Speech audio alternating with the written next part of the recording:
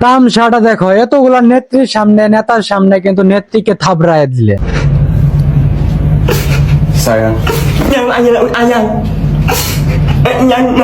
নেতায় আবার কামটা করছে কি, নেতা আবার থাবড়া দিয়ে নাকি দৌড়েছে, নেতা কিন্তু বই পেয়ে গেছে।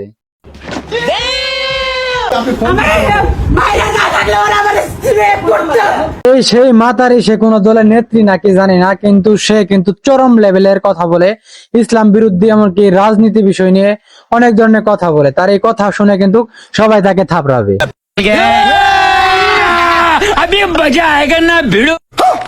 বাংলাদেশের নেতারা আর কেমন, তারা কিন্তু থাপড়া দেয় অন্যায় দেখলে, অন্যায় দেখলে থাপড়া দিলেই কিন্তু অভিযোগ করে সেই নেত্রীগুলো যে আমাদেরকে রেপ করতে আসছে।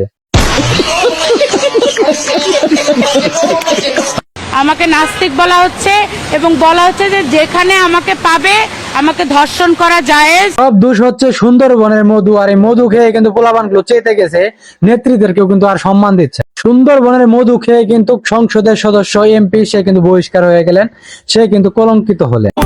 পরিচয় দেওয়ার সময় নাই, তোদের বড় ভাইদের জিগা দেলোয়ার কিরা।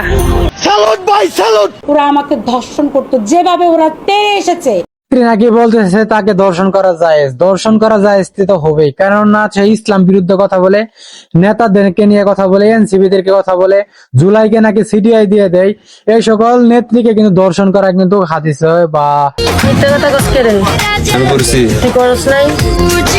পোলাপানে কিন্তু এমনিতে খেপে রয়েছে, যে কোনো মুহূর্তে কিন্তু অঘটন ঘটতে পারে।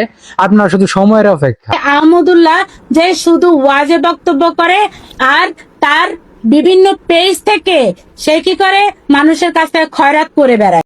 শুধু কিন্তু জুলাই আন্দোলনে সিডিআই দিচ্ছে না, সে কিন্তু আহমদুল্লাহ হুজুরকে নিয়েও কিন্তু নানান কটূক্তি করে, যেমন বিভিন্ন ত্রাণ বিতরণ করার সময় কিন্তু নানান অভিযোগ, নানান মানে কটূক্তি ভাবে কথা কিন্তু বলছে। কে কোথায় আছস? যন্ত্রপাতি বাই করে গাড়িতে ওঠ, আমি নিজে আজকে অপারেশনে যাবো। কি আর বলবো ভাই, যেখানে মানবতার কাজ করা হয়, ফান্ড কালেকশন করা হয়, সেইখানে নাকি আহমদুল্লাহ হুজুর নাকি খয়রাতি করে, ভিক্ষা করে। এতটুকু কটূক্তি করলে আপনি কি মেনে নেবেন? এই সকল খেজুর, মক্কার খেজুরকে কিন্তু থাপড়াবে এই মানুষ, কারণ তারা ইসলামকে ব্যবহার করে, আবার ইসলামের বিরুদ্ধে কিন্তু কটূক্তি ভাবে কথা বলে। এই সকল নেত্রীকে আরো 2টা থাপড়া বেশি দেওয়া দরকার।